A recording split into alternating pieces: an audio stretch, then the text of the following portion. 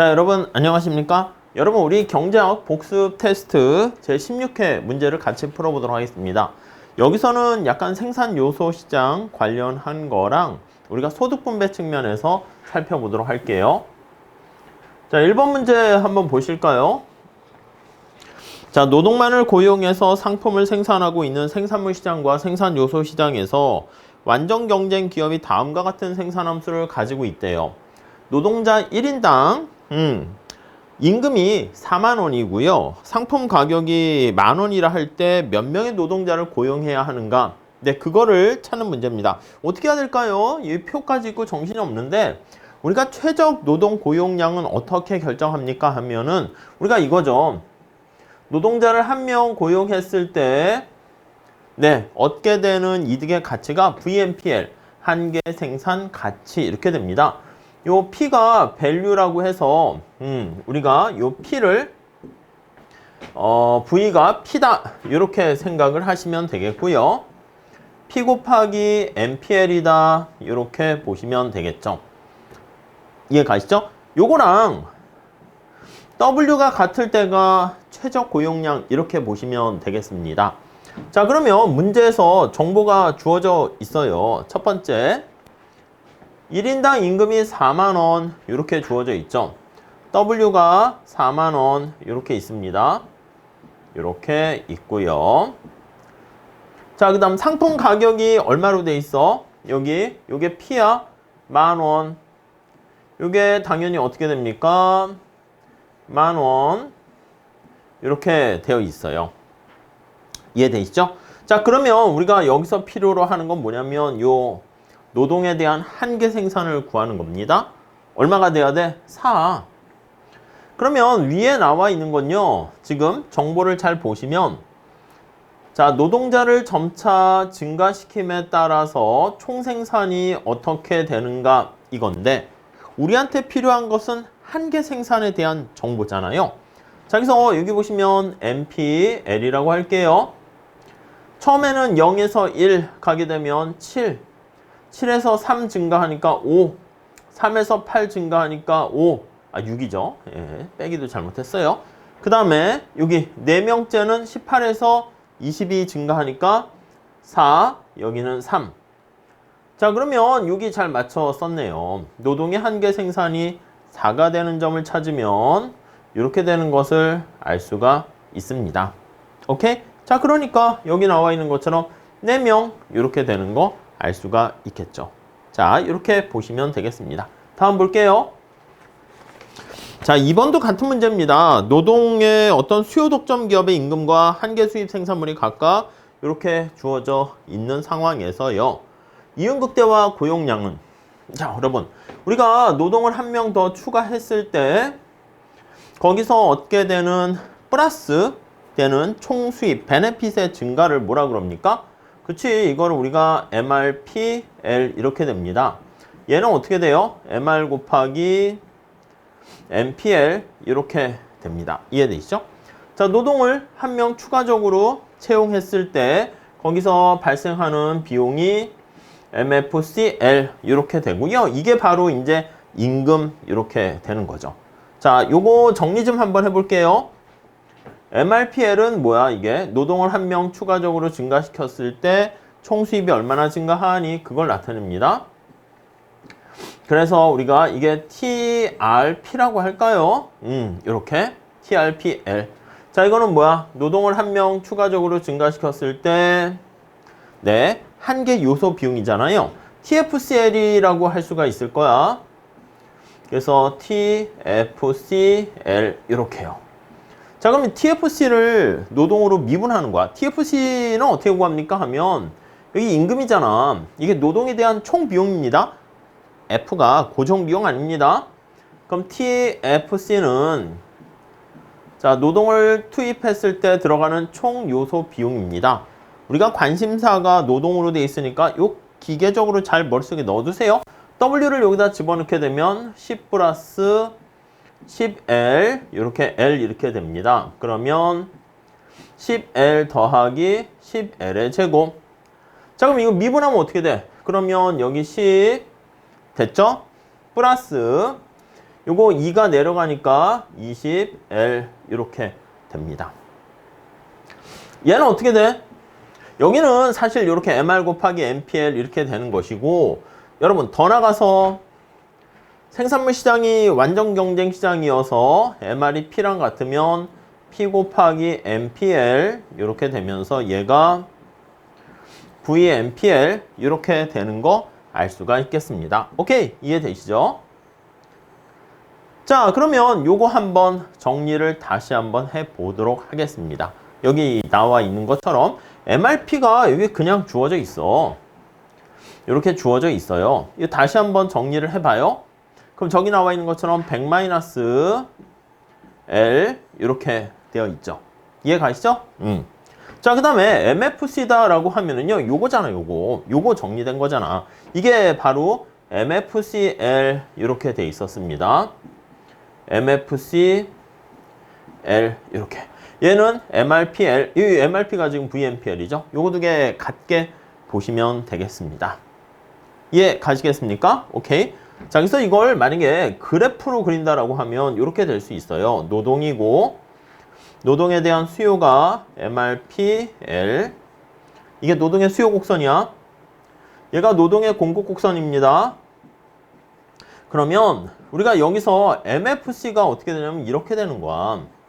그러니까 보통은 우리가 지금 공부를 위해서 계산했는데 실제 시험에서 이렇게 W가 바로 노동의 공급 곡선이고 이게 AFCL이거든요. 그러니까 실제 시험에서는 이거를 다 이렇게 계산할 필요는 없고요. 기울기가 2배 가파르게 된다라는 거 알 수 있어요. 그래서 여기서 바로 최저 고용량이 결정이 됩니다. 이해 가시겠죠? 네. 그래서 이렇게 되는 거 확인할 수 있고 임금은 이렇게 결정되는 거 알 수가 있습니다. 오케이, 이해되시죠? 네. 자, 그래서 우선 요거를 한번 체크해 보시면 여기를 찾는 거야. 그럼 얘랑 100-L과 얘가 똑같아질 때 보시면 되겠어요. 그래서 100-L은 10 플러스 20L. 따라서 얘가 넘어가면 20L은 90. L은, 네, 여기 보시면, 20분의 90. 이렇게 정리를 하시면 되겠죠. 21이죠. 죄송합니다. 네. 21분의 90. 이렇게 되는 거 알 수가 있죠. 여기 넘어가면 21이죠. 그러면 L은 21분의 90. 이렇게 됩니다. 그래서 답은 1번 이렇게 정리를 하시면 되겠어요. 요거 뭐 계산 문제인데 요 정도만 잘 좀 체크해서 보시면 되겠습니다. 다음 볼게요. 자, 다음에 3번 볼까요?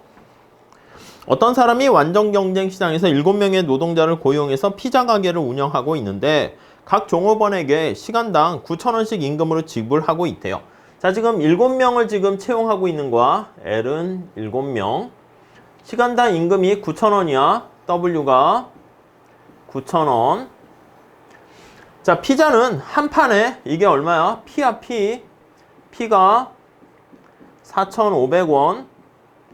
이렇게 있습니다. 이 가게 주인이 이윤극대화를 추구한다면 그가 고용한 마지막 근로자의 한 단위 생산했을 때 한 개 생산물은 얼마입니까? 이거요. 우리 알고 있는 이거 VMPL 요거요. P 곱하기 MPL인 거 보이시죠? 예, 그쵸. 요 P가 V, 밸류고 뒤에 MPL 이렇게 있고 얘가 임금하고 똑같습니다. 앞에 그 문제랑 같은 거죠. 주어진 값들을 집어넣어 볼게요. 얘가 얼마라고? 4,500원. 얘가 얼마라고? 임금이 여기 보시면 9,000원.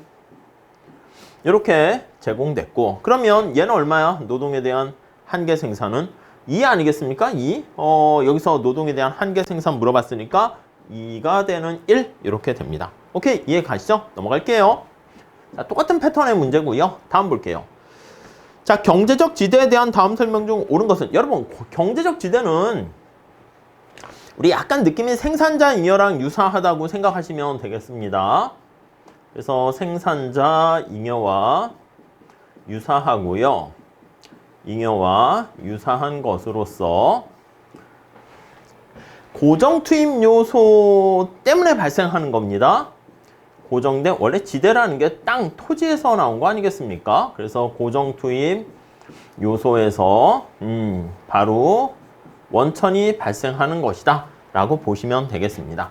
자, 그래서 우리가 이게 생산 요소가 들어와야 돼. 그러니까 노동 같은 게 여기 들어가야 되는 거예요. 아니면 토지 이렇게요. 자, 임금 이렇게 있으면 노동의 수요가 이렇게 씁시다. 노동의 공급이 S 이렇게 있으면 점점점점점 해가지고 자, 우리가 생각하는 약간 느낌이 유보임금에 해당하는 이전 수입에 해당하는 게 바로 이 파란 색깔 면적입니다. 이게 바로 이전 수입, 전용 수입 이런 표현 쓰죠. 전용 수입.